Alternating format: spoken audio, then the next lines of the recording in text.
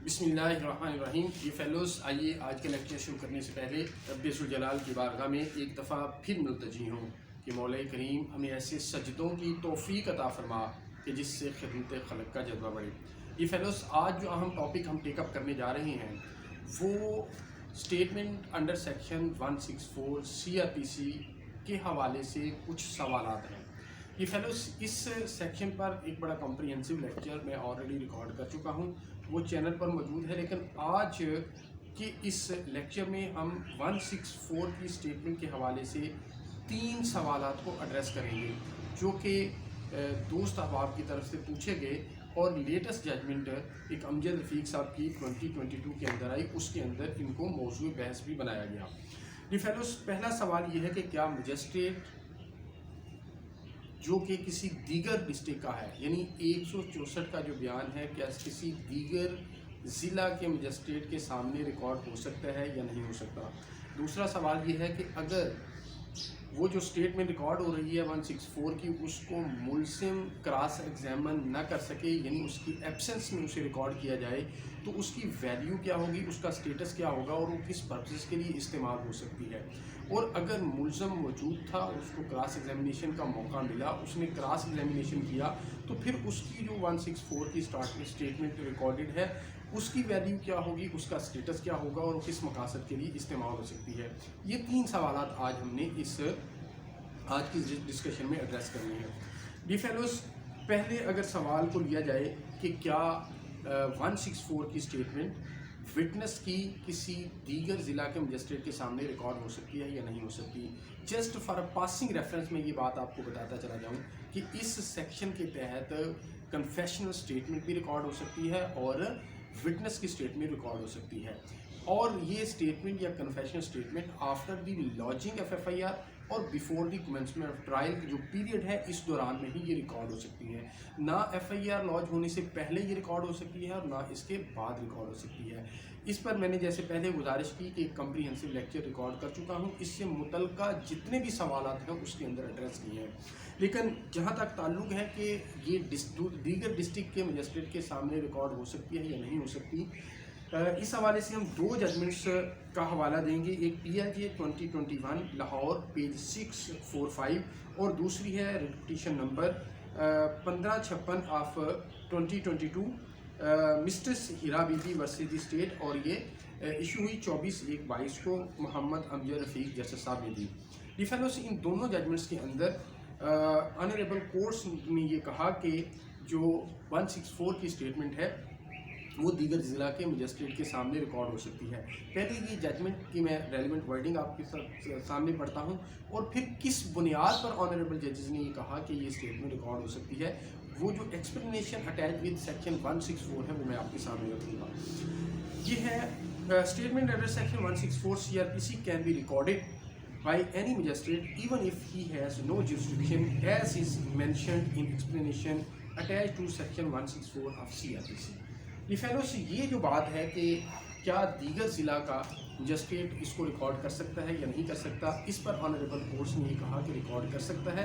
और किस बुनियाद पे कहा, ये 164 के एंड पे एक एक्सप्लेनेशन दी गई है, इसको बुनियाद बनाकर कहा। ये एक्सप्लेनेशन ये कहती है कि it is not necessary that the magistrate receiving end recording a confession a statement should be a magistrate having jurisdiction in the case.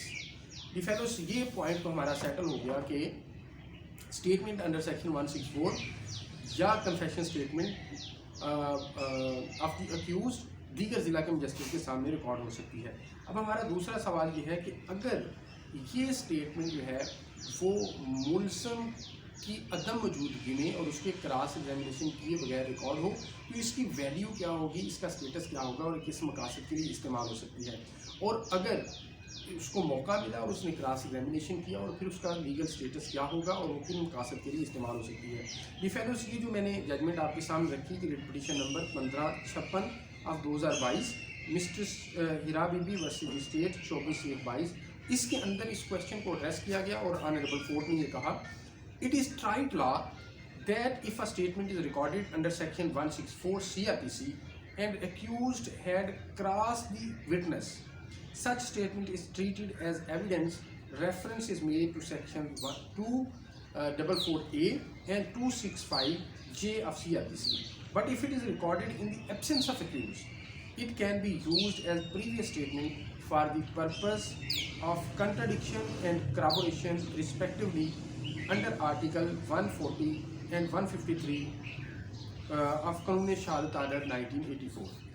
ये फेलोस, ये आसान अल्फाज में ये कहा गया कि अगर तो उसकी मौजूदगी में ये स्टेटमेंट रिकॉर्ड होती है तो फिर वो बतौर पीस ऑफ एविडेंस, जैसा कि 244A और 265J के अंदर कहा गया, वो इस्तेमाल हो सकती है। और अगर उसको क्रॉस एग्जामिन नहीं किया गया, उसको मौका नहीं मिला, तो फिर under article 140 for the purpose of contradiction और 153 फॉर द पर्पस ऑफ करॉबोरेशन इस्तेमाल हो सकती है। इन चारों सेक्शन और आर्टिकल्स को पढ़ना ज़रूरी है। पहले मैं आपके सामने 244 सेक्शन रखता हूँ, जिसके अंदर ये कहा गया कि अगर ये अक्यूज़ ने क्रॉस एग्जामिन कर लिया तो फिर इसका स्टेटस क्या होगा कि वो बतौर एविडेंस इस्तेमाल हो सकती है।